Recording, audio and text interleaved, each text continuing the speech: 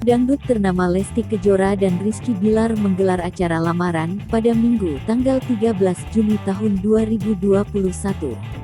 Kebahagiaan Lesti Kejora dan Rizky Bilar rupanya dirasakan juga oleh emak-emak fans militan keduanya.